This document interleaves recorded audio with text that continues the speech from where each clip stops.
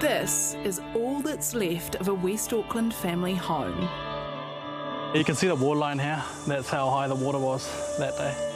The family bought it 2 years ago knowing it was built on floodplains, but the council reassured them flooding was a 1 in 100 year risk.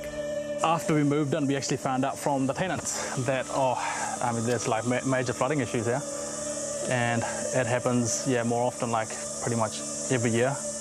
The stormwater cannot handle these little streams anymore, but they're still giving resource consents. There's 250 houses that are going just across the road. The couple are calling for managed retreat, which is when a community that's significantly exposed to natural hazards is relocated and compensated. The idea is central to a new bill on adapting to climate change that the Greens are hoping will gain traction after some of the most extreme weather events the country's ever faced. I don't think I've ever felt as sad or as angry about the lost decades that we spent bickering and arguing about whether climate change was real or not. If we do not act, it will get worse. About 1 in 7 people in Aotearoa live in areas prone to flooding or projected sea level rise. Yet councils are still giving permission to build on them. Like these Kainga Ora townhouses in Mangere, among the hardest hit in the floods and built just 3 years ago. I think, sadly, the push to address homelessness and the housing crisis has meant that our officials have overlooked actually the risks of these places. The first thing we need to do before anything else is stop building in these flood zones and erosion areas.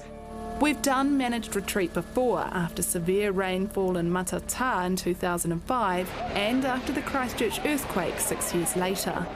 It's far easier conversation if a home's been red zoned or flooded, but if the home's actually okay now, but we know in the future it's likely to be flooded or there'll be erosion or slips, it's very hard, I think, for people to kind of realise that they actually need to move ahead of the disaster.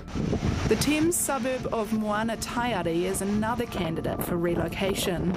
We've found that the hazards and risks, if we don't do anything, aren't going to be acceptable for that community. That's why we're looking at other things, managed retreat being one of them. But after 3 years of discussion, the council hasn't yet made a decision. There are so many developers who are wanting to buy up floodplains because the land is cheap and it's land that has tended in the past to be underdeveloped. We need to give local government the ability to say no. The costs of managed retreat will be enormous, so who's going to pay for it?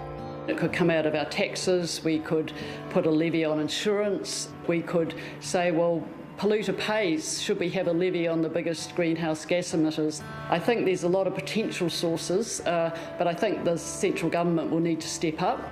We need a solution now, absolutely now. It's very urgent because it's not just me. There's hundreds and hundreds of people like us whose houses are next to the stream on a floodplain. They are in danger. Every day, every time it rains, we can't keep going through this. Wow.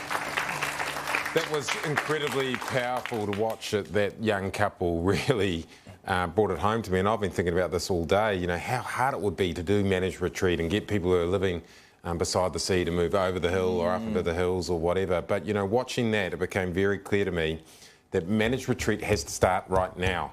We have to stop people building on floodplains or near the sea and then take it from there, but it needs to start now, in my view. Yeah, at the very least, councils need to stop allowing people to build in 100%. These places. I do think it's a bit more complicated than that, though. I think, you know, from being down on the East Coast and seeing all the different levels of what people are dealing with in the fallout of Gabrielle, I find it's going to be impossible to say to people, hey, like, you have to deal with no power, no water, no cell phone coverage, not sure about where your food is coming from. And then once you've recovered from that trauma, could you just pick up your entire life and move up the hill? Yeah. Like, I think it's going to be a really difficult thing to navigate. Certainly some steps we can take straight away, though. Big thanks to Rupinder and Amrita for sharing their story with us as well. Yeah.